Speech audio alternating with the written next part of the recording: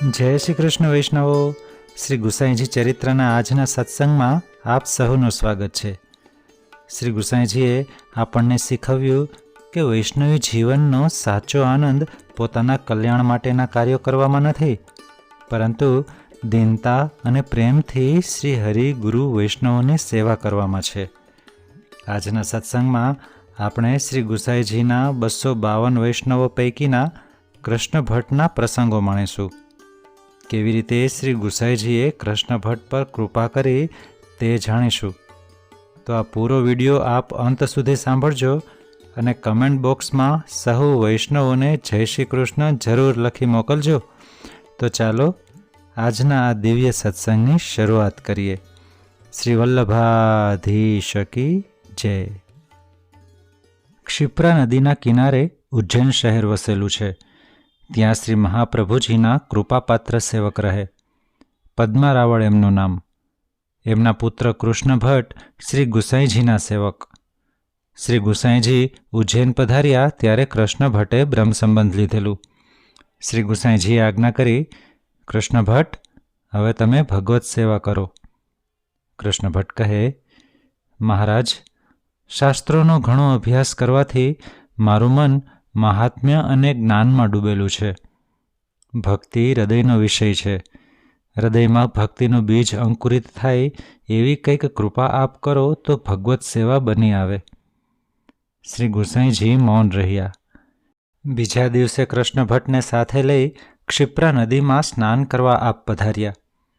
સ્નાન કરી ક્ષિપ્રા નદીના તટ પર એકાંત સ્થાનમાં આપ સંધ્યાવંદન કરી રહ્યા હતા. સામે કૃષ્ણ ભટ્ટ બેઠા હતા.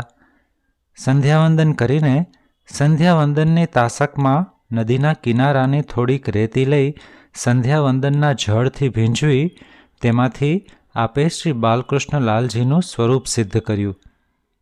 કૃષ્ણ ભટ્ટજી આ જોઈ રહ્યા હતા. પછી ઘેર પધારી આપે કૃષ્ણ ભટ્ટને આજ્ઞા કરી, ભટ્ટજી, આ સ્વરૂપને પંચામૃત સ્નાન કરાવવું છે. પંચામૃતની સામગ્રી સિદ્ધ કરો. ભટ્ટજી મનમાં વિચાર કરવા લાગ્યા. વાલુકામાંથી સિદ્ધ કરેલા સ્વરૂપને પંચામૃત અને જળથી કેવી રીતે સ્નાન થાય? છતાં આજ્ઞા થવાથી પંચામૃતની સામગ્રી શ્રી ગુસાઈજીની સન્મુખ પધરાવી. આપે ભટ્ટજીની હાજરીમાં જ તે સ્વરૂપને પંચામૃતથી સ્નાન કરાવી અભ્યંગ કરી જળથી સ્નાન કરાવ્યું. છતાંય તે સ્વરૂપ એવું ને એવું જ રહ્યું. આવા અલૌકિક દર્શન કરતા ભટ્ટજીએ વિનંતી કરી, મહારાજ, હવે આપ આજ્ઞા કરો તો હું આ સ્વરૂપની સેવા કરું. શ્રી ગુસાઈજીએ પ્રસન્નતાથી તેમને તે સ્વરૂપ પધરાવી આપ્યું. કૃષ્ણ ભટ્ટ ખૂબ પ્રેમથી શ્રી બાલકૃષ્ણ લાલજીની સેવા કરવા લાગ્યા. એક વખત વ્રજમાંથી એક વિરક્ત વૈષ્ણવ કૃષ્ણ ભટ્ટને ત્યાં આવી ચડ્યા. તેમણે આજ્ઞા કરી, ભટ્ટજી, પ્રભુની રસમય લીલાઓ તમે ઘણી શ્રવણ કરી હશે. હું તમને શ્રી વલ્લભ અને શ્રી વિઠ્ઠલના કૃપાપાત્ર ભગવદીઓની એવી જ અદ્ભુત લીલાઓનું શ્રવણ કરાવવા આવ્યો છું. ભટ્ટજી ખૂબ પ્રસન્ન થયા. પણ ભટ્ટજી, એક શરત છે. આપણે બંને એકાંતમાં બેસીશું.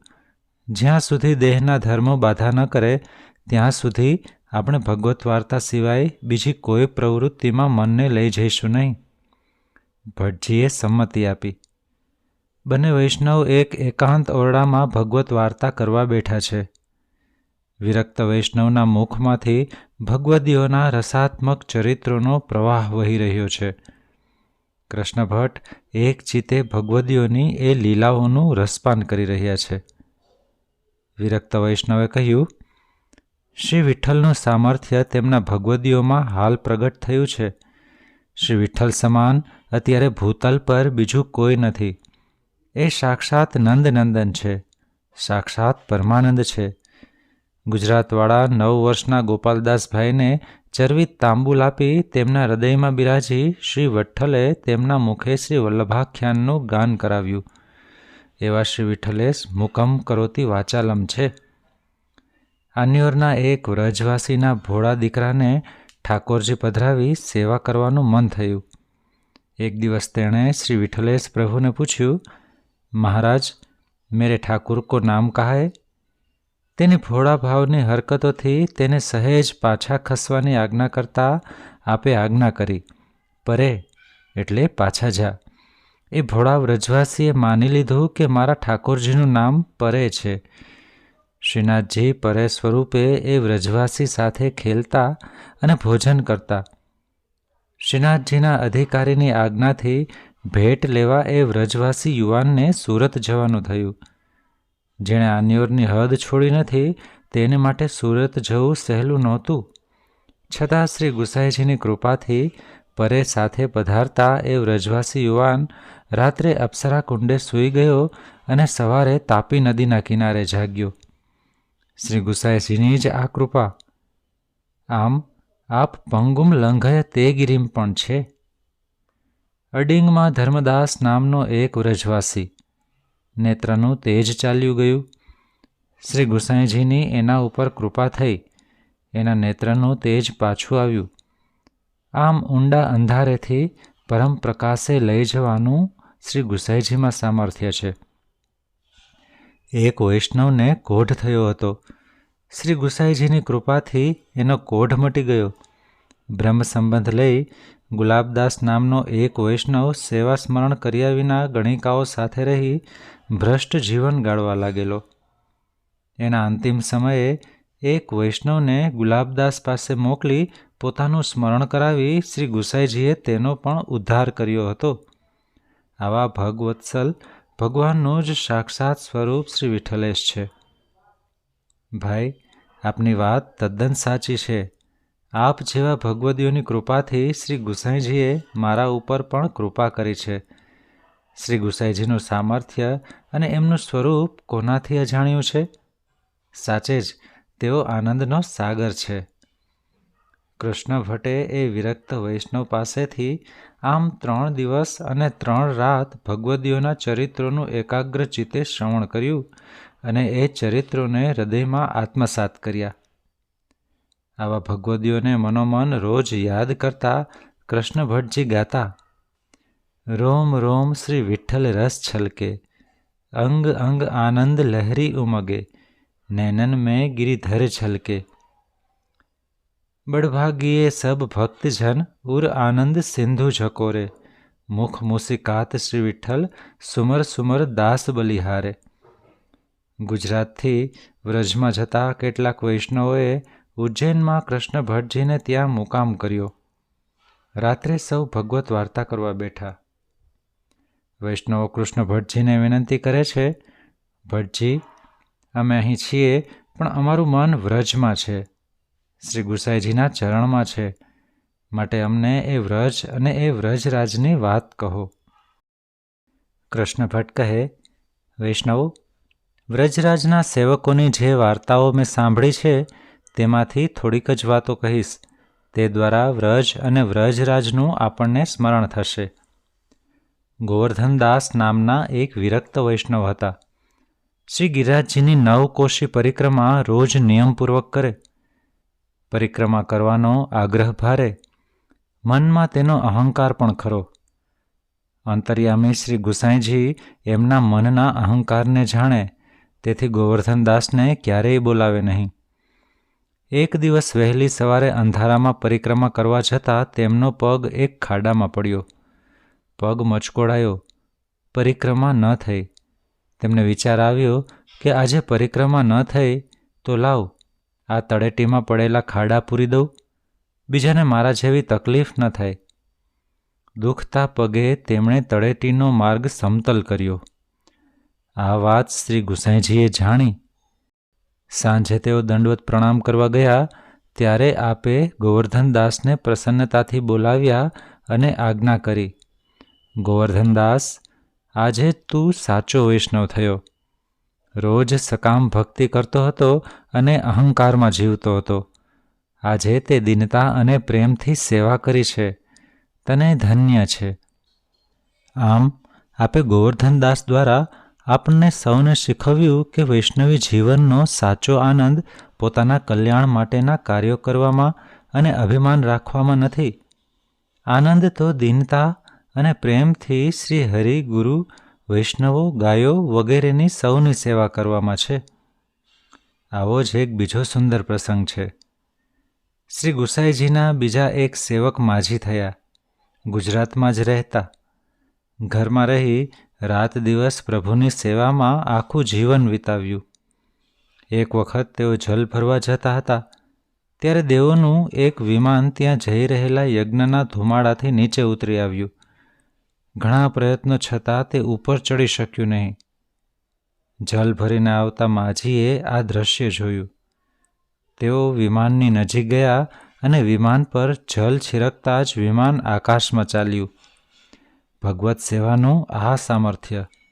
એ માજીને લેવા માટે યમદૂતો આવ્યા. 8 વખત માજીએ યમદૂતોને પાછા મોકલ્યા અને કહ્યું, મારી ઈચ્છા થશે ત્યારે હું સ્વતઃ બોલાવીશ, તમારા કહીએ હું આવીશ નહીં. સેવા માટેનો એમનો આવો આગ્રહ જાણી શ્રી ગુસાઈજીએ તેમને પ્રસન્નતાથી કહેલું, ડોકરી, તું તો અષ્ટપદા છે, તે 8 વખત મૃત્યુને પાછું ઠેલવ્યું. એક વખત શ્રી ગુસાઈજી ભગવત વાર્તા કરી રહ્યા હતા. એક વૃક્ષ નીચે વૈષ્ણવો ભગવત વાર્તા સાંભળવા એકત્ર થયા હતા. ત્યાં આકાશમાં વાદળો ઘેરાયા. હમણાં વરસાદ તૂટી પડશે એવું લાગતું હતું. એક વૈષ્ણવે વિચાર કર્યો, જો અત્યારે વરસાદ આવશે તો ભગવત વાર્તાનો આ રસ અટકી જશે. તેમણે મનોમન શ્રી ગુસાઈજીને વિનંતી કરી અને મેઘને આજ્ઞા કરી, ભગવત વાર્તા પૂરી ન થાય ત્યાં સુધી આટલા વિસ્તારમાં તારે વરસવાનું નથી, તને શ્રી ગુસાઈજીની કાની છે. ચોમેર વરસાદ વરસતો રહ્યો. ભગવત વાર્તા થતી હતી તેટલા ભાગમાં મેઘ ન વરસ્યો.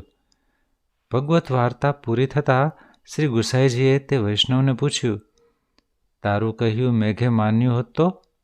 વૈષ્ણવે વિનંતી કરી, મહારાજ, મારું કહ્યું તો મેઘ ન ક્યાંથી માને?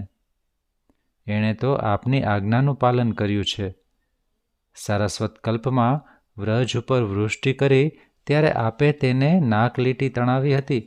એ પ્રસંગ તે ભૂલી શકે તેમ નથી.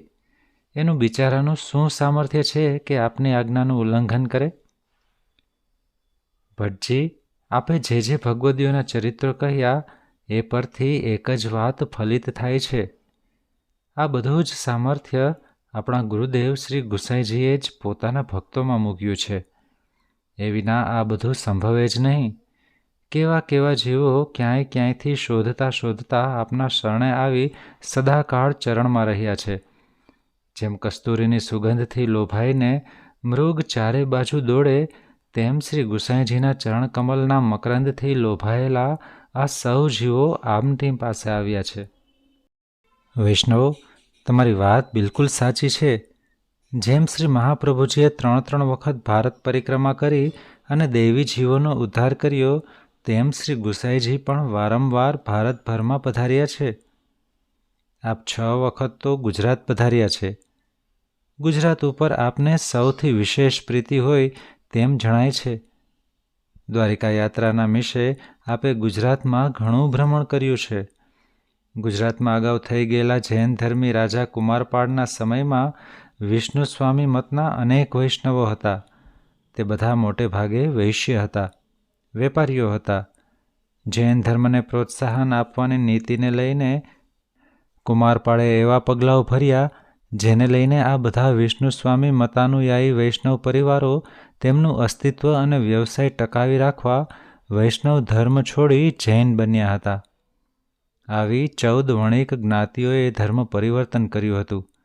એ બધી જ્ઞાતિઓ શ્રી ગુસાઈજીના સંપર્કમાં આવતા ફરી પાછી વૈષ્ણવ થઈ. વૈષ્ણવો, ધર્મોના ઇતિહાસમાં ધર્મ પરિવર્તન ઘણા થયા છે, પણ આવું અહિંસક, સમજપૂર્વકનું, કોઈ પણ જાતના દબાણ વિનાનું આખા સમાજનું ધર્મ પરિવર્તન હજી સુધી જોવા મળ્યું નથી. શ્રી ગુસાઈજીની આ અજોડ સિદ્ધિ છે. ચિત્ત સ્વામીએ એક પદમાં ખૂબ સુંદર રીતે આ વાત કહી છે. કદાચ આપણે પ્રયત્ન કરીએ તો પૃથ્વી ઉપર પથરાયેલી રેતીના રજકણો ગણી શકાય. કદાચ કોઈક વિશેષ પ્રયત્નો કરે તો આકાશના તારાઓ પણ ગણી શકાય. પરંતુ શ્રી વલ્લભનંદનના ગુણોની ગણતરી તો ક્યારેય થઈ શકે નહીં. તેથી તો આપને સ્તુતિ કરતાં કહ્યું કે જેમની કૃપા માત્રથી જીવો સર્વ દુઃખોને પાર કરી જાય છે એવા શ્રી વલ્લભનંદન શ્રી ગુસાઈજીને હું પ્રતિક્ષણ પ્રણામ કરું છું. બોલીએ શ્રી ગુસાઈજી પરમ દયાલ કી જય.